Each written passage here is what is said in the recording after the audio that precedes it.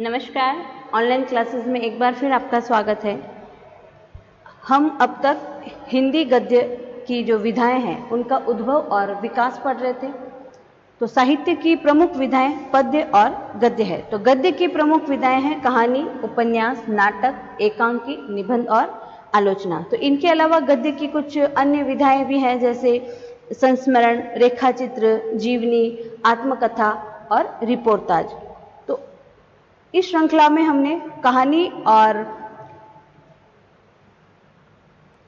उपन्यास का उद्भव और विकास पढ़ा, और अब हम संस्मरण पढ़ेंगे। तो संस्मरण एक मनोहारी, एक आत्मपरक हिंदी गद्य साहित्य की आधुनिक विधा है। वास्तव में संस्मरण किसी स्मृति का शब्दांकन हम कह सकते हैं उसको।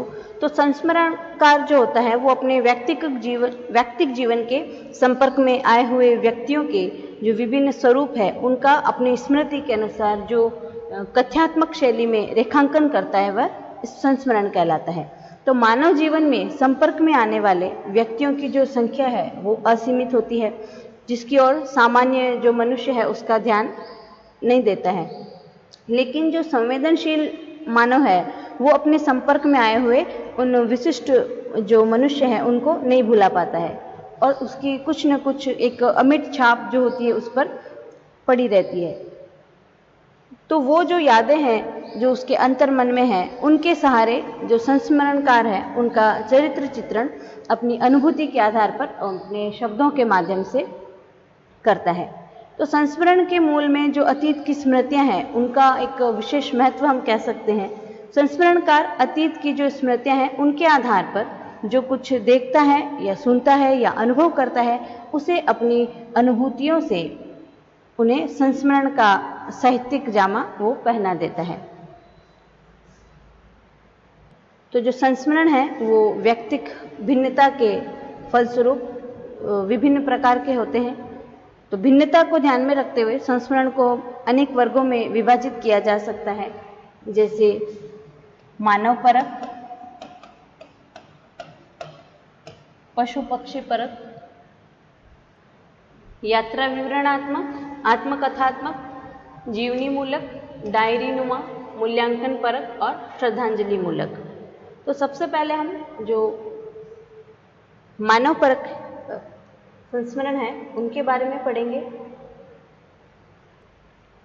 तो संस्मरणकार के जीवन में अनेक ऐसे व्यक्ति आते हैं जिनकी यादें उसके स्मृति पटल में रहती है, लेकिन कुछ विशिष्ट होते हैं जो अपनी अमिट छाप उसके किसी गुण से उसके मस्तिष्क में वो छोड़ जाते हैं। तो महादेवी की जो पेड़ के नीचे लगने वाली साप्ताहिक एक ग्रामीण पाठशाला थी, तो उसका एक शिष्य था जिसका क्या नाम था, घीसा। तो जो सफाई पसंद है सबसे पहले आकर के पेड़ के नीचे सफाई करता है। एक ही कुर्ता है जिसे वो धो लेता है, तो ना तो उसको सूखने देता है पूरी तरह से, और वो एक ही कुर्ता होने की वजह से वो गीला ही कभी कभी पहनकर आ जाता है। तो अपने वो एक पिल्ला होता है उसके पास, उससे इतना प्रेम करता है कि गुरुजी से मिली जो जलेबी है उसके लिए वो ले जाता है। तो गुरु भक्ति इतनी प्रबल होती है कि गुरुजी जाते समय अपनी गरीबी में एक जो गुरु दक्षिणा के रूप में वो उसको एक तरबूज दे देता है गुरुजी को। तो हिंदू मुसलमान के दंगे से डर करके गुरुजी को वो नहीं जाने के लिए आग्रह करता है। तो ऐसा चरित्र है जो वो कभी नहीं भूला जा सकता। तो महादेवी ने उसे अपने संस्मरण का विषय बना करके उसको अमरता प्रदान कर दी। ठीक है। उसके बाद है पशु पक्षी परक संस्मरण। तो संस्मरणकार के जीवन में या उसके संपर्क में मानव मात्र का ही आगमन नहीं होता है, बल्कि पशु पक्षी हैं उनका भी मनुष्य से अधिक लगाव हो जाता है। तो एक महादेवी ने तोते के बच्चे को देखा जिसे कौवे मार रहे थे, और उसको बचा लिया और पिंजरे में उसको डाल दिया। जो सीताराम कहकर के महादेवी को अपनी ओर आकर्षित कर लेता था। तो यही स्थिति गिलहरी के बच्चे की भी थी, जिसे कौवे मार रहे थे। तो महादेवी ने बचा करके उसको पालन पोषण किया, जो इनकी मेज पर, कुर्सी पर कभी आगे कभी पीछे दाएं बाएं फुदकता रहता था, और कुछ खाने लगती तो वह अपना भाग पहले लेता था। तो ये जो गिल्लू एक संस्मरणात्मक कहानी है, उसमें आपने ये पढ़ा होगा। तो उसका नामकरण जो है वो कट्टो रख करके महादेवी ने एक जातिवाचक संज्ञा को व्यक्तिवाचक संज्ञा बना दी। वैसे ही एक जो सोना हिरणी भी थी, महादेवी ने असंख्य पशु पक्षियों और जानवरों को जीवन दान ही नहीं दिया, बल्कि जो अपने संस्मरण हैं उनमें उनको स्थान देकर के उन्हें सदा सदा के लिए अमरता प्रदान की या अमर बना दिया। उसके बाद है यात्रा विवरणात्मक संस्मरण। तो संस्मरणकार यात्राएं करता रहता है। यात्रा में मानव, पशु पक्षी, जीव जंतु, प्रकृति, अनेक तरह से उसका संपर्क सबसे होता रहता है। तो विशिष्ट विशेषता वालों को संस्मरण में वो स्थान देता है। फिर है आत्मकथात्मक। तो संपूर्ण जीवन में अनेक तथ्य और घटनाएं और अनेक मनुष्य आते रहते हैं। आत्मकथा लिखते समय उनमें से जो सर्वशक्तिमान होता है वो बिना बुलाए भी आ जाता है। तो उसके विषय में जो उसकी खट्टी मीठी यादें हैं, जिनको वो अपने संस्मरण के माध्यम से शब्दों में प्रकट करता है। उसके बाद है जीवनी मूलक। तो जिस प्रकार संस्मरणकार के जीवन में आने वाले अनेक तथ्य या अनेक व्यक्ति होते हैं, उसी प्रकार जिसकी जीवनी लिख रहे होते हैं उसके संपर्क में आने वालों का चित्रण जो है जीवनी मूलक संस्मरण कहलाता है। फिर है डायरी नुमा। तो प्रतिदिन की जो घटनाएं हैं या घटनाओं से संबंधित जो पात्र हैं, जो दैनिक जीवन में आते हैं, उनके जिनका विशेष महत्व होता है, वो संस्मरण का रूप लेकर के व्यापार आधार पर वह उसको प्रस्तुत करता है। उसके बाद है मूल्यांकन परक। व्यक्ति, वस्तु, भाव, स्थान या इन सब का मूल्यांकन करते समय उससे संबंधित जो विशिष्टता है वो प्रकट हो जाती है, जो संस्मरण के रूप में विकसित हो जाती है। फिर है श्रद्धांजलि मूलक। किसी व्यक्ति की मृत्यु या जो मृत्यु दिवस है उस पर शोक संवेदना प्रकट करने को श्रद्धांजलि कहते हैं। तो दिवंगत जो व्यक्ति है वो गुणी होता है, तो जो श्रद्धांजलि का वो अधिकारी भी हो पाता है। तो उसके गुण विशेष से या उसके जो प्रेरणादायक तथ्य हैं उनका चित्र जो है हमारे मस्तिष्क में हमेशा के लिए छप जाता है, जिसे संस्मरण का रूप श्रद्धांजलि करता की संवेदना जो होती है उसके माध्यम से उसको देता है। तो हिंदी जो संस्मरण है उनका विकास जो है हम इन वर्गों के आधार पर नहीं कर करके सामान्य रूप से कालक्रम के अनुसार करना उचित होगा। तो हिंदी साहित्य में संस्मरणों का अभाव हम नहीं देखते हैं। हिंदी संस्मरण के विकास में सरस्वती पत्रिका, सुधा पत्रिका, माधुरी, चांद और विशाल भारत, इन सभी पत्रिकाओं का विशेष रूप से योगदान हम कह सकते हैं। तो इसका जो प्रथम संस्करण है वो 1907 में बाबू बाल मुकुंद गुप्त ने प्रताप नारायण मिश्र एक संस्मरण लिखा, जिसे हिंदी का प्रथम संस्मरण स्वीकार किया गया। तो कुछ आलोचकों का कहना है कि बाबू बाल मुकुंद गुप्त प्रथम संस्मरण लेखक नहीं है, लेकिन प्रथम संस्करण लेखक स्वामी सत्यदेव परिवाजरक या पदम सिंह शर्मा, जो कमलेश जिनका उपनाम है, वो हैं। और भारतेंदु हरिश्चंद्र आधुनिक काल के जो गद्य साहित्य है उसके जन्मदाता कहे जाते हैं, जिन्होंने गद्य लेखन की जो अनेक विधाएं हैं उनकी तरह संस्मरण लिखने का भी कार्य किया। तो उनका कुछ आप बीती कुछ जग बीती, ये एक बहुत सुंदर संस्मरण है। तो ये दो संस्मरण हैं उनका उल्लेख उन्होंने उसमें किया गया है। तो इसलिए कुछ आप बीती कुछ जग बीती को प्रथम संस्मरण और भारतेंदु हरिश्चंद्र को प्रथम संस्मरणकार मानना औचित्यपूर्ण प्रतीत होता है। तो अब हम पढ़ेंगे जो हिंदी संस्मरण है उसका विकास किस प्रकार हुआ। तो हिंदी साहित्य में वास्तविक संस्मरण लेखन का जो कार्य है वो कब से प्रारंभ हुआ? द्विवेदी युग से। ठीक है, द्विवेदी जी की प्रेरणा से सरस्वती पत्रिका में अनेक संस्मरण प्रकाशित हुए। इन जीवन परिचयों और जो संस्मरण है उनमें लेखक की जो आत्मा अनुभूति है उसकी प्रधानता देखी गई थी। तो उन्हें मात्र जीवन व्रत नहीं कहा जा सकता, इसलिए उन्हें जीवनी साहित्य न कहकर के संस्मरण कहना उचित होता है। तो ऐसा एक गोविंद त्रिगुणायत का कहना है, उन्होंने लिखा है कि संस्मरण साहित्य को समृद्ध बनाने में अनेक संस्मरणकारों का योगदान मिला, जिनमें प्रमुख संस्मरण लेखन है उनका उल्लेख उन्होंने इस प्रकार किया। तो उसमें सबसे पहले है स्वामी सत्यदेव परिश्राजक। तो हिंदी संस्मरण लेखकों में स्वामी सत्यदेव परिव्राजक का विशेष महत्व है। सन 1905 में उन्होंने अमेरिका की यात्रा की थी। तो यात्रा से संबंधित जो घटनाएं थी और जो उनके संपर्क में जो लोग आए थे उनका उन्होंने सजीव शब्दांकन किया, जो भाव और अनुभूति प्रदान माना गया था। उसके बाद है हेमचंद्र जोशी।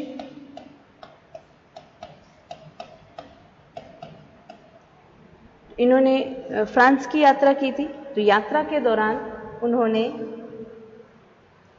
अनेक अनुभव किए, जिसे उन्होंने सरस और मनोरम शैली में प्रस्तुत किया। तो इसमें जो साहित्यिकता है उसको अधिक रूप में देखा गया, या उसकी अधिकता हम कह सकते हैं। तो हेमचंद्र जोशी के संस्मरणों का जो संकलन है वो किस नाम से प्रकाशित हुआ था? उसके बाद है पदम सिंह शर्मा, जो कमलेश उपनाम से रचनाएं लिखते थे। तो डॉक्टर पदम सिंह शर्मा का जो संस्मरण है वो सभी लेखकों में विशिष्ट स्थान प्राप्त करता है। इन्होंने अपने संस्मरणों का जो विषय वो किसको बनाया? साहित्यकारों को। तो इनका जो स्वभाव था वो उग्र था, जिसके परिणाम स्वरूप उनके जो संस्मरण है उसमें सरसता के साथ साथ नोक-झोंक भी हम देख सकते हैं। जो महाकवि अकबर इलाहाबादी है उनका जो संस्मरण है वो बहुत रोचक और सरस शैली में इन्होंने प्रतिपादित किया। तो जिसमें अकबर का जीवन व्रत उभर करके सामने आ गया, और कमलेश की जो विद्वता है और सजीवता है, और इसके साथ ही जो त्वरित वाक्पटुता जिसको हम कह सकते हैं उसको उन्होंने उसमें प्रस्तुत किया है। तो संस्मरण की भाषा जो सशक्त और भावाभिव्यंजन होने में वो उसको सहयोग प्रदान करती है। उसके बाद है पंडित श्री नारायण चतुर्वेदी। तो संस्मरणकारों में इनका विशिष्ट स्थान है। इनके संस्मरणों का जो संकलन है वो लखनऊ से देहरादून तक की जो यात्रा है उसमें किया गया है। इसके अलावा मनोरंजक संस्मरण भी इन्होंने प्रकाशित किए। तो इनके संस्मरणों में किसकी प्रधानता है? हास्य और विनोद। उसके बाद है श्रीराम शर्मा। तो इनका भी संस्मरण लेखकों में विशेष उल्लेखनीय ये कहे जाते हैं। ये शिकार के शौकीन थे, इसलिए इनके संस्मरणों में शिकार संबंधित जो विषय हैं उनको अपनाया गया है। तो व्यक्तित्व की प्रधानता के कारण संस्मरणों में यथार्थ को अधिक महत्वपूर्ण स्थान दिया गया। संस्मरण रोचक भी है। जो इनकी प्रमुख कृति है उसमें है सन 42 के संस्मरण। उसके बाद है बनारसी दास चतुर्वेदी। तो बनारसी दास चतुर्वेदी के जो संस्मरण हैं उनके प्रति वो पूर्ण रूप से समर्पित दिखाई देते हैं। उन्होंने अनेक संस्मरण लिख करके हिंदी संस्मरण साहित्य की एक समृद्धि हम कह सकते हैं वो की। अपने संस्मरणों में महापुरुषों को विषय रूप में ग्रहण करके सामाजिक वातावरण को उन्होंने एक सजीवता प्रदान की। इनके प्रोत्साहन और प्रेरणा के कारण ही हिंदी में अनेक संस्मरण ग्रंथों का प्रकाशन हुआ। उसके बाद है महादेवी वर्मा। इनसे आप सब परिचित ही हैं, और महादेवी वर्मा के जो संस्मरण हैं वो हिंदी संस्मरण साहित्य की एक अक्षय निधि हम उसको कह सकते हैं। तो तो उनके संस्मरणों का जो संग्रह है वो अतीत के चलचित्र नाम से 1941 में प्रकाशित हुआ था। तो इनमें संकलित जो भी संस्मरण है उसमें रागात्मक अनुभूति की प्रधानता हम देख सकते हैं। तो ऐसा लगता है जैसे महादेवी की जो ममता है इन संस्करणों में आकर के सजीव और साकार हो उठी है। तो स्मृति की रेखाएं और पथ के साथ ही इसमें संकलित जो संस्मरण है उसमें महादेवी की साहित्यिक कला का चरमोत्कर्ष और हम पराकाष्ठा देख सकते हैं। और उन्होंने कहा भी है कि इन स्मृति चित्रों में मेरा जीवन भी आ गया है, ये स्वाभाविक भी था। अंधेरे की वस्तुओं को हम अपने प्रकाश की धुंधली या उजली परिधि में लाकर देख पाते हैं। तो इस प्रकार जो महादेवी वर्मा के संस्मरण हैं उनके जीवन की विशिष्टताओं को अभिव्यंजित करते हुए सफल संस्मरण हम उनको कह सकते हैं। तो महादेवी वर्मा जो है मूल रूप से एक कवयित्री है, इसलिए उनके संस्मरणों में कवि सुलभ और नारी सुलभ सभी विशेषताओं जैसे कोमलता, भावुकता, दया, त्याग, बलिदान, इन सब को हम स्वाभाविक रूप से उसमें देख पाते हैं। तो जिन्होंने संस्मरण को श्रेष्ठता प्रदान की उसके बाद है श्रीनिधि विद्यालंकार। तो नए संस्मरण लेखकों में इनका नाम जो है अग्रणीय है। इनका संस्मरण शिवालिक की घाटियों में प्रमुख है जिसमें प्राकृतिक छटा का वर्णन किया गया है। तो प्रकृति के सौंदर्य का संश्लिष्ट रूप से चित्रण बहुत मनोरम और आकर्षक बन गया है। चित्रात्मक भाषा जो है इनकी प्रमुख विशेषता कही जा सकती है। फिर हैं राजेंद्र लाल हांडा, ये आधुनिक संस्मरण लेखक हैं और इनके संस्मरणों का जो संकलन है वो है दिल्ली में 20 वर्ष।